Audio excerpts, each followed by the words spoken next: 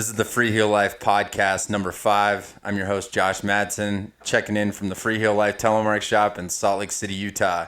And tonight I am joined by part of the rest of the crew. Telly Tay's back. Taylor Johnson checking in over on the other side of the room.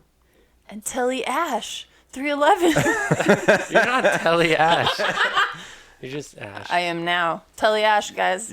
You're at Telly Ash now. I mean, Yeah. she tellies like we all do, So so she counts. But tonight we have Taylor back, and he's our shop manager here at the shop. And we have Ashley Berkowitz, and she has been here since day one.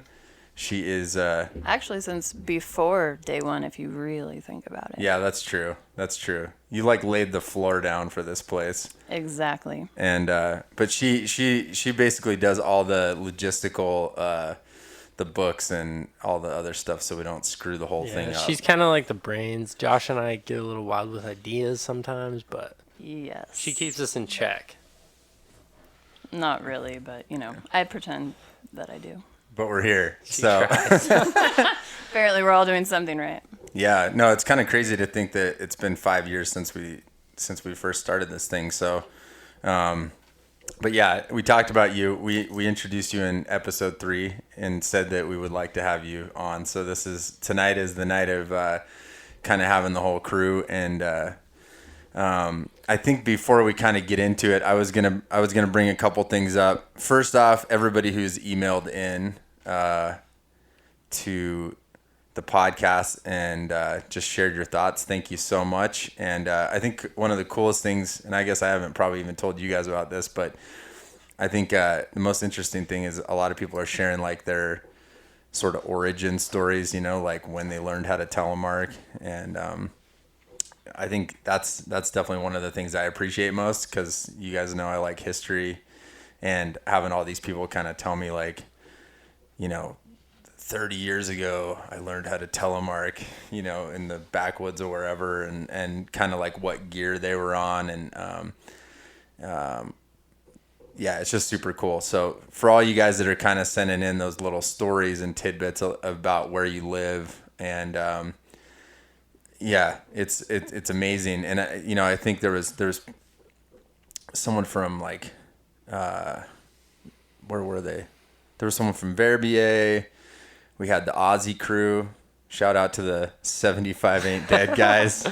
It ain't dead, but it's it's sleepy. I'm sure we'll get you guys on. Hey, Iris. Look, okay. Before we get too deep on the duckbill versus NTN conversation, I respect the duckbills. I learn on the duckbills. I own leather boots. I own T-race boots. I started my season this year on duckbills, so we're all we down. can rewind. Is there a butt? 75 ain't dead. I got duck butts and duckbills. Yeah. So, but yeah, just it's cool. Thank you for everybody that's been writing in and letting us know that you're actually listening to this thing. I think that's one of the coolest things, and one of the most interesting parts of the whole thing is that we have a cool way of tuning into you guys around the world, and from our humble little shop in Salt Lake, and kind of get to share some thoughts, and it's pretty cool. On that note, Yes, I'm gonna now. we're listening. I know you guys are like, what are we talking about? On that note, coming together, everybody mark your calendars. In the Northern Hemisphere, World Telemark Day, March 7th. March 7th. 2020. Best holiday of the year. March is the best month of the year for sure. I know your birthday's in March. Yeah, March birthdays. So March 7th, we are going to be celebrating World Telemark Day. We'll probably devote some sort of episode to that thing at some point. Will there be drinking at World Telemark Day? There's usually a little bit of drinking at World Telemark Day. Just a little bit. If Yeah. you're 21 and up in Utah, at least. Yes, if you're 21 and up in Utah, Shout out to Europe, maybe different. 18 in Canada. Unfortunately, I didn't make yeah. it to Europe till after I was 21, so Yeah, that's kind of a Missed bummer. opportunity. super legal. Yeah. So, but basically, you guys mark your calendar, because even if you're not nearby an event, it's just go telemark day. That's the whole point. You can go do it anywhere. It doesn't matter. and you can go celebrate, and we're all going to be celebrating the exact same time. And that's what it's all about, is celebrating the first Saturday in March every year is World Telemark Day. So mark your calendars for that. I was kind of trying to think of, I don't know, when you guys write in, I think we'd like to do a mailroom segment. So maybe you guys, yeah, for sure. Yeah, send Ask your us best some questions. knock jokes. yeah, send us some Those questions. never get old. Ash wants jokes. I want questions. Ask me. I know about the gear. We know about the gear. We know about the philosophy of telemark. Whatever it might be, ask us the questions. We'll do a mailbag episode. Yeah, so I think that'd be fun to have some questions. I know some people wrote in and said obviously they want to talk about gear. I'm sure we'll have, depending on what we're talking about, gear, what's new, what we like, all that. We'll have those conversations. So what's the email again? Email podcast@freeheellife.com. All right. Spam that inbox. Yeah, get it to us, people. I think the most interesting thing I saw on the internet related to telemark this week was a guy. You guys were the ones that showed me this. I did not show anyone this. Shout out to the Telemark Skiing Forum. Okay, so in fact, I wish I had never seen this. I don't know. At least for the YouTube people, maybe we could link the video to share, just so you know what we're talking about. But basically, look, this guy wasn't about the 75 versus NTN debate. He was just, you know what, I'm going to go telemark skiing. So he's like nailed or screwed in like Nike high top shoes or something, like a running shoe, to 2x4s. He found at the lumberyard, he looked at them. He found a good piece of wood, no knots or anything. A good piece of wood for a 2x4 ski. Then he proceeds to, drop some serious knee on his, he doesn't need no bindings. It's lightweight. He just got some screws. And so he'd get the screws in. It's a 3-screw binding right there. That's my favorite one. 3-pin, 3 screws. All this other newfangled, it's not really telly. No, anyway, he goes with the 3-screw duckbill, no cables. Not really a duckbill. I mean, round. Not even a duckbill. He went with the 3 screws. This is an old Nike high top I got at the thrift store. What is going on in this video? Yeah, so, he goes for the Nike high tops, 3-screw binding, drops some serious knee on 2x4s. Someone's going to, 2x4s. I mean, I've skied anything from a 210, shout out 3-pin, old school telly from the 80s, or, modern, full NTN setup, but this guy skied 2x4s and Nike high tops, so maybe that's a challenge out there to the podcast. Yeah, it was pretty impressive. So I didn't catch the guy's name, but definitely no tips on those 2x4s. So that was pretty impressive going down to groomer. And this is definitely not a recommendation by us for you to try that. So tell your lawyers. Yeah, maybe no recommendations, but it was cool to see. Mad respect. Yeah. Well, I think a lot of people. I actually had one guy talk about, since we brought up the 75 millimeter versus NTN thing, sometimes we get pegged at the shop as the NTN shop, and which I think is kind of interesting because a lot of people think that's all we ski, but like you said, Taya, I think most of us have setups all across the board, leather setups, 75 setups, NTN setups. I have a setup I ski regularly that's way older than me. Yeah, exactly. Yeah, we're all about the old school. I'm down with the roots. I want to know where we came from. My first day skiing on leather and pins was a whole new experience. I was a semi-proficient telemark skier, and I thought, okay, I could handle leather and pins. But I think Josh was a witness of my first day, and I literally penguin sled down some of the groomers at Alta. It was not clean skiing, but, I stuck with it a couple days. I learned the more traditional route of leather boots, and it made me focus so much more on my balance and center of gravity, and edge control. But then when I got on my new gear, I thought, oh man, this is easy.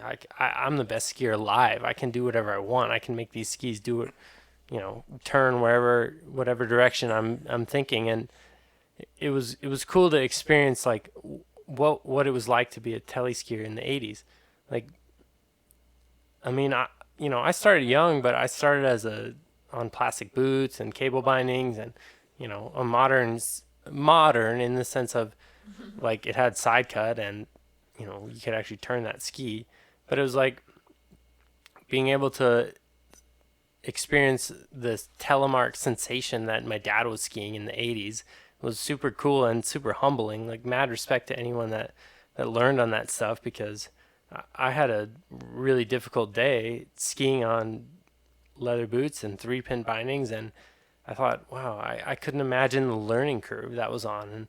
And maybe as a kid I missed the learning curve in the sense of now it just feels natural, but being able to experience 3 pins and leather boots, it was like super cool to put myself in that time machine of 1980s telemark skiing. And like, it's a little different style and a little different finesse, but being able to still translate that into modern tele skiing, it was a unique experience in the sense of that I could experience like the same sensation but a different sensation, if that makes any sense. Yeah, no. And I think, kind of just to nip it in the bud, if you're out there and you're wondering, or you're around people that are constantly fighting about the 75 millimeter versus NTN thing, like, our whole stance here is there's all sorts of different sensations, which I think is kind of what Tay is saying. Like, there's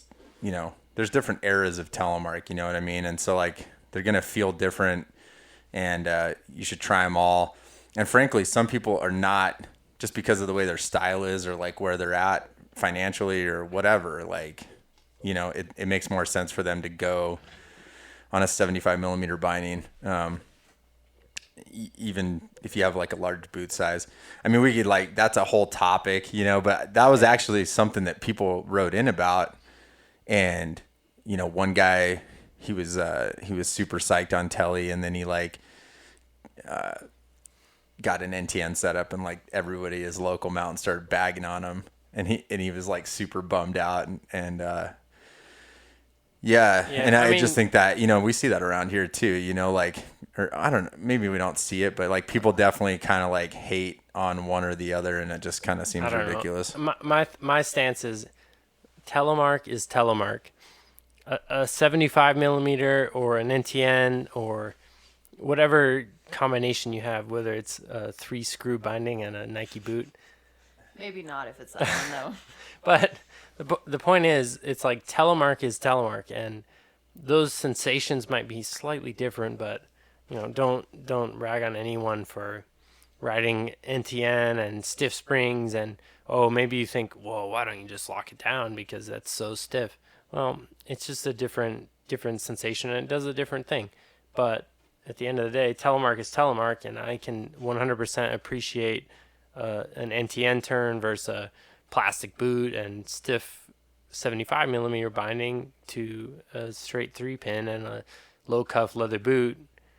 It's the same but different. If you're dropping a knee, you're dropping a knee. Is that not what brings us all together? Yeah, so true that, on the drop a knee. Friends. Yeah, and I think, so to give you a little background, like, Ashley wasn't even a skier when she started working here.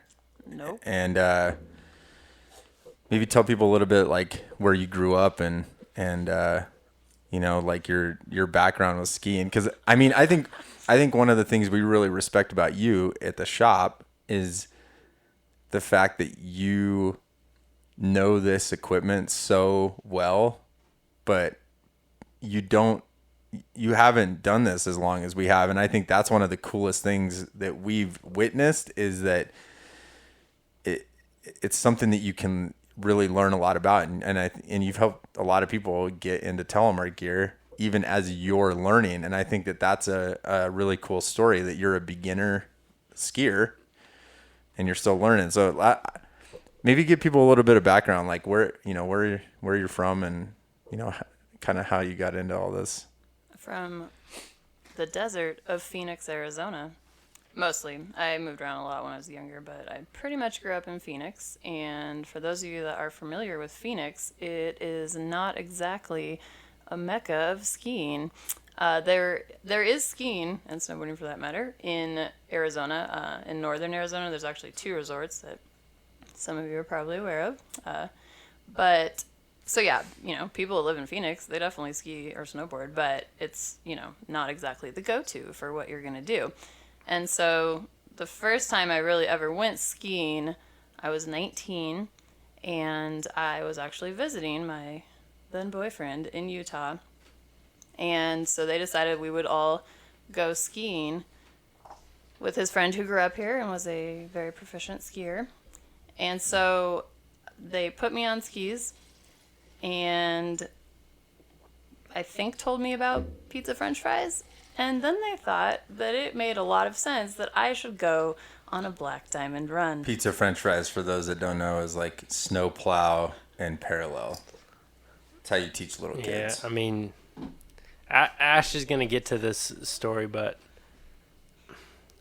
I think skiing is one of those things where you need a little bit of a softer introduction to. I would agree, because it is actually dangerous if you don't know what you're doing. And so, there's a lot that goes into it. So the point of the story is I had no lessons. I'm a 19-year-old as well. I've never done this before at all. Not even a little bit. And I'm on a black diamond run, which honestly, I'm just gonna let y'all know, I don't ski black runs still right now. Nope, not at all. So definitely then, no, I did not. And it was so terrifying. I don't know even how I did survive, but it was terrible. And at that point, after I survived that, I almost crashed into a 5-year-old kid that was at that point a better skier than I will ever be. And the mom yelled at me. And then on another run, my ski fell off and I couldn't get it back on. And I was sitting there. And the whole day basically was terrible. There was absolutely nothing fun, in my opinion, at that point about skiing whatsoever, because all of the experience I had with it sucked and it was terrible. Yeah, so what I thought was pretty interesting is when you got back on kind of the proverbial horse of skiing again, you basically were on telemark gear. And I think this is an interesting thing because most of the time you're still learning the parallel technique on tele skis, and you're starting to drop a knee here and there. Yeah, I like to say it's like half a knee. Half a knee, that's good. But I don't know. I've seen video. It seems like a knee. Yeah, it's a knee. It's on a full knee. One side maybe, maybe not the other. Yeah, you don't have. I still have a strong side and a weak side, so we can get in that whole conversation. But yeah, I tell people a little bit about that. As a beginner skier, how hard is it really that hard to get down the hill with telemark equipment? Get down the hill, no. Get down the hill dropping beautiful knees left and right. Yes, in my opinion. Yeah, that part. But I mean, the thing about that is you're getting down the hill. You're going to be learning just general ski technique in terms of how to, drive a ski and turn a ski. But also the telemark technique, I mean, kind of taking on two tasks that definitely take some time to work on. But, I mean, at the end of the day, when I'm skiing with telemark equipment, I'm just skiing. It's skiing. Yes, the technique might be different, but to see you, learn that technique, but also be willing to take on this new thing or different thing of telemark, it's cool, but it's at the same time, is it really that different? If you don't know any better, can we just start you on telly? Well, technically, yeah, apparently you can, because that's basically what I did. I mean, at this point in my life, I've been on alpine skis, I think, 3 times, including when I was 19, which I was telling you about. And so I've pretty much learned to ski and learned to tele at the same time and strictly on telemark gear. And I guess it's my opinion of it is coming from a non-ski background and not growing up around that or being involved in that at all. I personally don't really understand why people don't all telemark ski, because it just seems way more fun and exciting and like there's something to it. And especially when you don't have to necessarily drop any every single time or whatever. It's like I just can't, I don't know, I look at the alpine skiers and I just think, well, that just seems boring. You have no options. With telemark, I think you have options, and it's not so complicated that you still can't do it. I'm out there and yeah, having a great time. If you say you'll never ski again, which is exactly what I told myself at 19 as I sat on the run trying to put my ski back on, I said, I live in the desert. This sucks. I'm never skiing again. And if you say that, then at some point you meet Josh Madsen. No, I think that's pretty cool that like you learned how to telly and how you're learning how to ski. And yeah, I always think that too with you working here. It's like, I'm always curious, what do you think is the most interesting part of working at a telemark shop? Because I think that's, to me, that's got to be, sometimes we get such characters that come into the shop that it's almost like people don't know this world exists, you know? And so like with sort of that outsider perspective, like growing up in Phoenix and now that you like pretty much, you know, help run this place after 5 years, like what do you think is like the weirdest part of telemarketers in general? If you had to if you had to generalize like no specifics, right? But like if you had to generalize like telemark skiers in general, what would you say is the funniest part? I mean, really, I don't think I have one, and I think that's maybe what my takeaway of it is, because at this point, of course, I also have encountered a lot of people who have their own ideas about telemark, and I find it fascinating that there is sort of that group of alpine skiers who just absolutely scoff at it, instead of it just being like, okay, cool, I don't want to do that, just like I don't want to do a lot of things. There's lots of hobbies and, you know, lots of interests out there, but instead they just, oh, that's whatever. And it's like tons of people telemark, and I think honestly that's my takeaway with zero background kind of it at all, or any preconceived notions of any part of skiing at all, let alone telemark, is everybody telemarks, and it's not just hippies, and it's not just old people, and it's not just young people, and it's not just men, and it's not just women. It's literally everyone. We have every single person. We have your stereotypical telemarker come in the shop, and then we have every single other type of human that skis as well, because they just want to drop a knee, they want to make that turn, they want to be a part of things, and it's everybody. Yeah, that's a good point. Yeah, I mean, that's I think cool. The fun part about the fact that that group is so diverse is that, you know, we all have that one thing in common of telemark skiing. We kind of all paid into it. We may all have done our face plants, but it's like something that bonds us together. We don't have to have anything else in common. We could be very different. We could all come from different walks of life, but we have that thing of telemark. Yeah, no, that's cool. I mean, that seems like when we're like traveling around, or you know, you meet people all over the place, like there's obviously a common bond, you know, like I think I said that on a previous podcast already, and I'm sure I'll say it a million times, and it's like this personality choice, you know, like there's a certain commonality between everybody, not necessarily like, oh hey, we listen to the same music, or except all you guys listen to bluegrass. I'm just gonna put it out there. I love bluegrass too. Don't get me wrong, but there's a lot of you guys that listen to bluegrass. If you come to the shop, it's reggae. Oh yeah, we always rock the reggae, the ska, punk rock, the ska. There's a constant music battle in the shop. I feel like case in point is kind of have to be a little more careful these days. We were a little more rock and roll at the beginning. I walked in the other day and there was a song that was a little inappropriate. Tay was like trying to fit like a couple kids with like kids rentals, and it was like Pennywise was playing like F Authority and yeah. Start 'em young. Yeah. So Tay's nonchalantly like, hey, you should probably change the channel for a second. And yeah, like, I mean, you know, we're pretty okay with a lot of music choices at the Freeheel Life, but when I'm hooking up to 10 and 8-year-old girls with their new telly setup, and dad and mom are with them, I think I'm like, let's maybe just skip this song. Yeah, no, I think that was a smart choice. There's been a few moments like that where you're like, oh, yeah, because it's always like that awkward moment where we're like busy and Yep.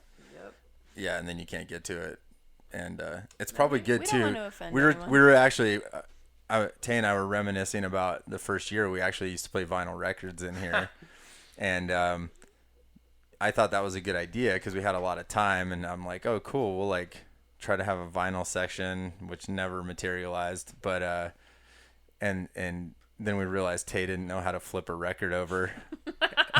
Sorry. and so we quit playing records because he didn't know what a vinyl how to play a record. I mean, you taught me. I figured it out at one The point. millennial killed the record player. Sorry. I mean, I grew up with a CD player. I had a portable CD player. Yeah. I'm a different generation. Yeah, that's pretty funny though. So let it be known that we actually tried to be hip and cool and play vinyl here at the beginning. So Yeah, that and the iPod. the iPod. Remember your iPod? That just played over and over. Oh yeah, that's before we had like Spotify. That was before the record player too, even. Whoa, Or it was yeah. kind of record player adjacent. No, I do remember that actually. And honestly, it was a great mix the first 57 times that I heard it, and then now I hear any of those songs and I'm like, oh, no. Yeah, she has trauma after I listening do. to that I've The got podcast. The first year we had a lot more time, and I think that's always the fun thing. Part of why I always like when the three of us get together is like we can actually talk about like how this whole thing kind of developed, and yeah, the first year we had so much time we didn't even sell telemark boots. Remember, like we basically were like a t-shirt shop, and basically no one thought we were gonna survive and whatever. I actually had a dude the other day who came in. And he walks in and he says, "Hey, I lost this hat that I got here like 5 years ago." No. Yeah, no, check this out. So he's like, "I lost this hat. It had this big leather patch on it."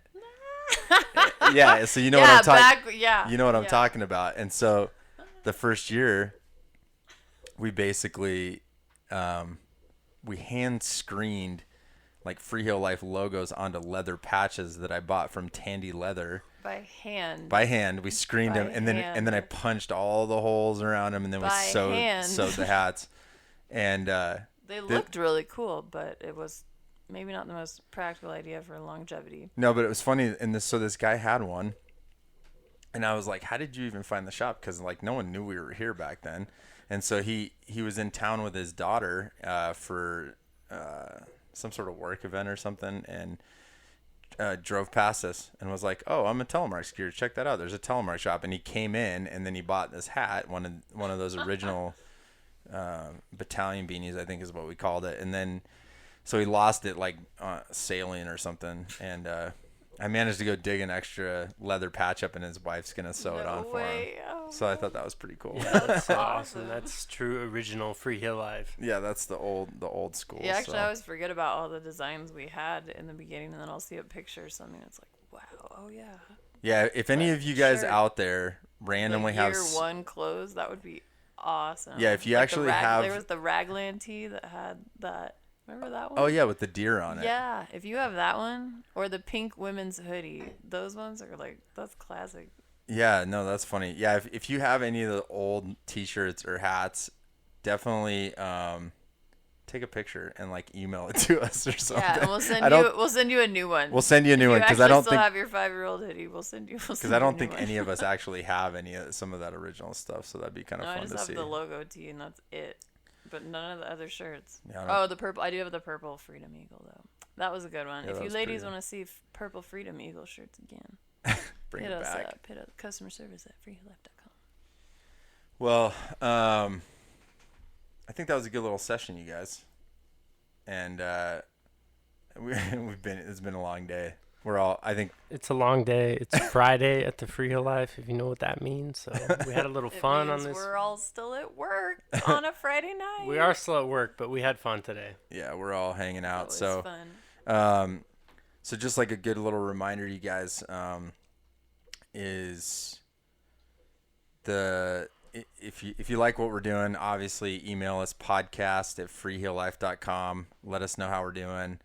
I know I got some cool requests from some friends to be guests on the podcast. And like we said, we're not really doing a format per se. I'm sure you'll see these two again. We might even bring some of the new guys on. We'll see. Yeah, we'll definitely bring the new guys in.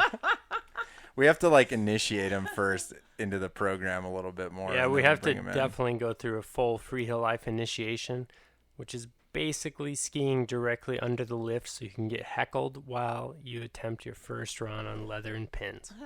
Yeah, so hopefully if they survive that, we might let them in on the podcast one of these days. But no, that'd be cool too.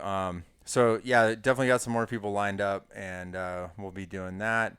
If you guys want to support, I guess the way you can support the podcast is check out the content on telemarkskier.com. You can shop for your tele gear at freeheellife.com. And we've got an awesome crew here this year in the shop. You can always call in. We call it the Telemark Hotline. You can call in and talk to us and ask us weird questions about your new or old or used gear. If you don't have a Telemark friend, try not to make it like an hour-long conversation, but we do love when people call in and just kind of want to shoot the breeze and have some friends. So, but yeah, we love you guys and appreciate all of you out there in Telemark land around the world. Don't forget World Telemark Day, March 7th. We're going to be telling you more about that in the future. And if you want to find Ashley online, You probably don't want to find me online though, and that's okay. She's really into spin classes lately. I do a lot of spin classes. They're fun. I would have never. What's your Josh and I did experience a spin class just for the record. Oh yeah, they came with me. Oh yeah, we did did do a spin class. It was so cool. Yeah, that was pretty epic. I couldn't stand up the whole time.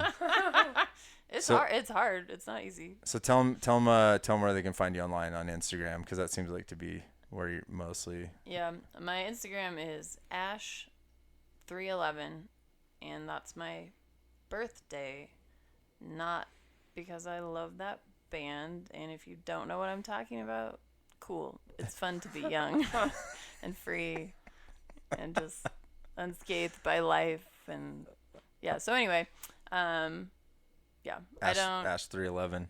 I don't post a lot, and if I do, it's not a lot of ski stuff. It's just not, because I don't know. Also, posting kind of stresses me out, so sometimes you get a story here and there, and that's about it these days, but we'll see. I need to post more dog photos. I realize what a terrible dog person I am. I don't spam people constantly with photos of my dogs. That's true.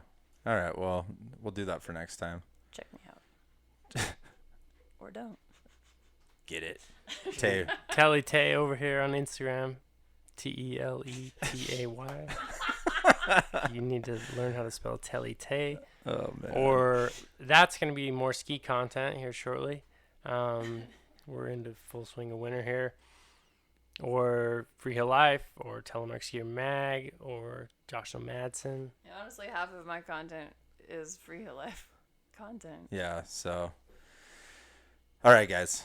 We're out. We love you lots, and we'll see you next time. Thank you for being out there and supporting us. And this wraps up this episode. See you next time. Catch you on the flip side.